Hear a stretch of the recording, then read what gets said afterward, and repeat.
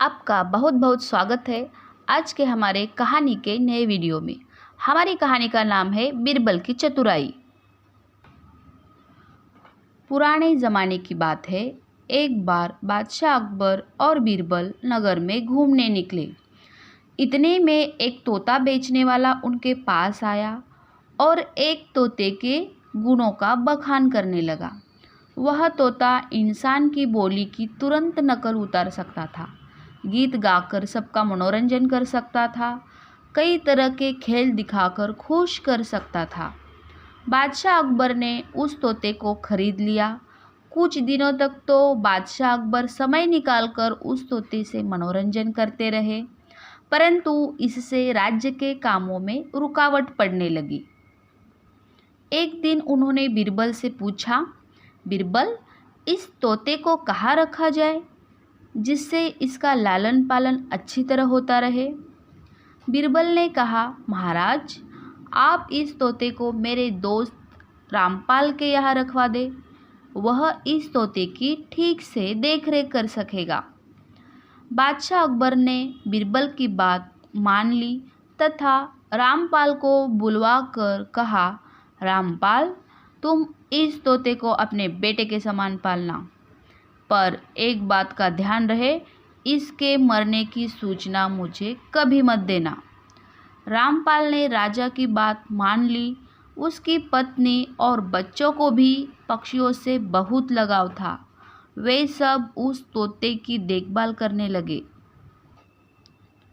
2 साल तक तो सब ठीक ठाक रहा, लेकिन एक दिन अचानक तोता बीमार पड़ गया और मर गया। रामपाल तथा उसके परिवार को उसके मरने से बहुत दुख पहुंचा।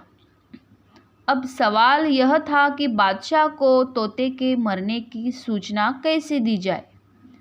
सूचना न देने पर बादशाह के नाराज़ होने का डर था और सूचना देने पर उनके गुस्से का।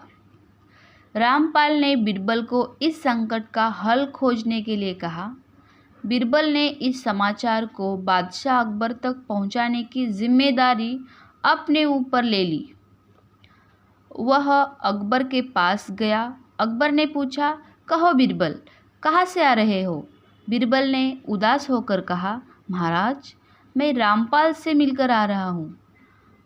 अकबर ने पूछा, मेरा तोता तो ठीक है ना? वह कुछ खाता है या नहीं? बीरबल ने ठंडी सांस लेकर कहा, वैसे तो वह बिल्कुल ठीक है, परंतु कुछ खाता नहीं है। अकबर ने चिंतित होकर पूछा, वह सोता भी है कि नहीं? बीरबल ने कहा, वह गहरी नींद में सोया हुआ है। अकबर ने पूछा, वह सांस भी लेता है या नहीं? बीरबल ने उत्तर दिया, वह सांस लेना भूल गया है। अकबर यह सुनकर घबराते हुए बोले, कहीं वह मर तो नहीं गया? बीरबल ने कहा, मैंने तो ऐसा नहीं कहा, आप खुद ही ऐसा कह रहे हैं। अब अकबर को बीरबल की चतुराई समझ में आई। वे हंसकर बोले, इसी समझदारी के कारण तो मैंने तुम्हें अपने नवरत्नों में स्थान दिया है। दोस्तों, यह कहानी से हमें यह शिक्षा मिलती है कि अपनी बात समझदारी और चतुराई से कहा जाए तो संकट के स्थिति में बचा जा सकता है।